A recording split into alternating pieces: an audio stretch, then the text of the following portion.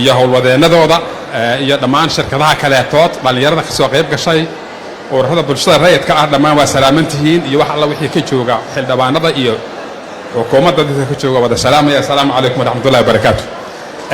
horta waxaan ku soo talagalay inaan mawduuc 5 daqiiqo ilaa 15 daqiiqo ah inaan ka hadlo oo magaciisa la yiraahdo hormuud xagee uga jirtaa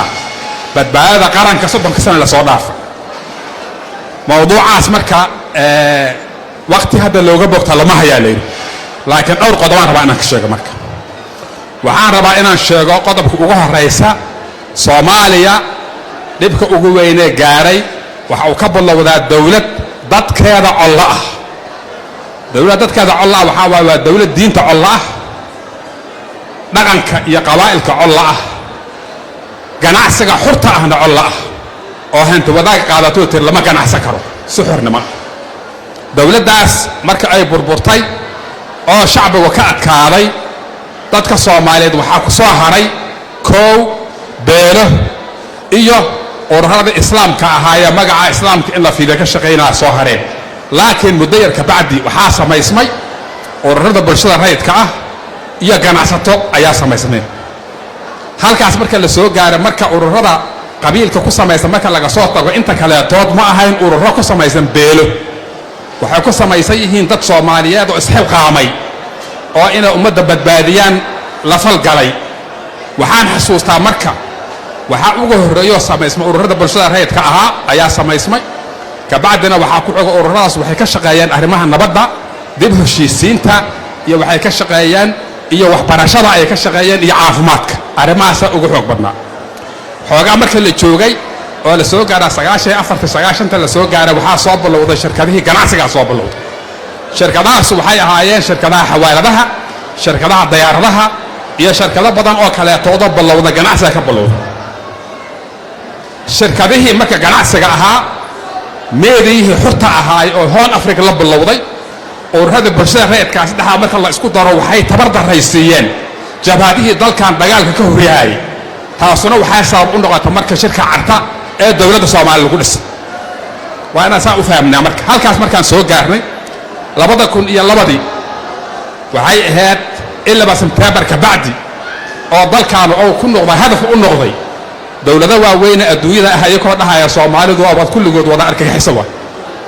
2002 ayaa hormuud samaysantay hormuud marka waxa ay tahay maanta inay kama sheekay karo laakiin waxaan rabaa inaan sheego shirkadaha ganacsiga aheeg naajixiinta noqday Soomaaliya hay-adaha tacliinta ka shaqeeya ee naajixiin noqday Soomaaliya dadka arrimaha bulshada ka shaqeeya ee naajixiinta Soomaaliya waxay garab socdeen kuwa dadka fasahaadinayay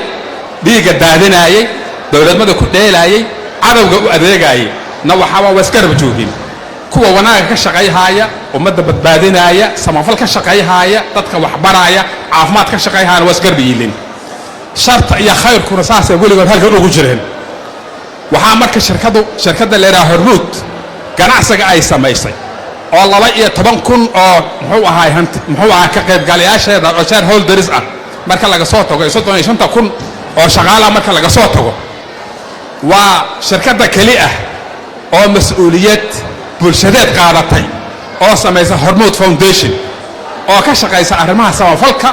tacliinta caafimaadka dadka in loo gargaaro ka shaqeysa waa halkaas ku jirta marka ma aha shirkad ribaxdoon kaliya ma aha waa shirkad mas'uuliyad qaadatay bulshadeed qaadatay waxaan marka ugu hambaliyeenayaa sanad guurada 20aad aan ugu hambaliyeenaynaa dhammaanteena ugu hambaliyeenaynaa waxaan rajaynayaa dhammaan dadka Soomaaliyeed inay mas'uuliyadaas ay shirkadu qaadato kala ay qaadato oo mataqaana arrintaas ay unique la tahay hadda waxaa la ii sheegay aan waan ka maqnaaya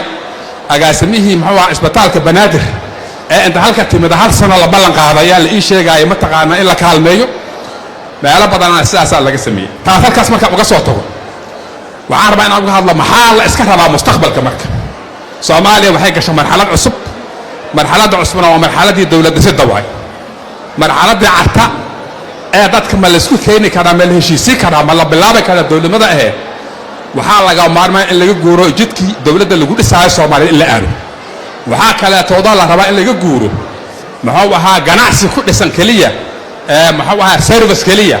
جناعس وحصوصار كان أو بنقيادة يشركته هو إن مال جليان وحصوصار كبيرها حولها يمتقى أن كلوميسجا وشرها مرحلة دي أو حصوصار الهين أو جوجي الهين وحيابها ضل كان لقى سمايكر أو دبلها لقى كان أنت جوجنا أنكو بدل الله وحيابها أنك أنصوصار هل كاسوا مك واجب كمستقبل كمسارا دولتنا waxaa laga rabaa amniga lagu sameeyay lahaa in la timaado shirkadana waxaa laga rabaa aqliga lagu maalgelin lahaa in la yimaado waa maasantiin wa salaamu calaykum wa rahmatullahi wa barakaatuh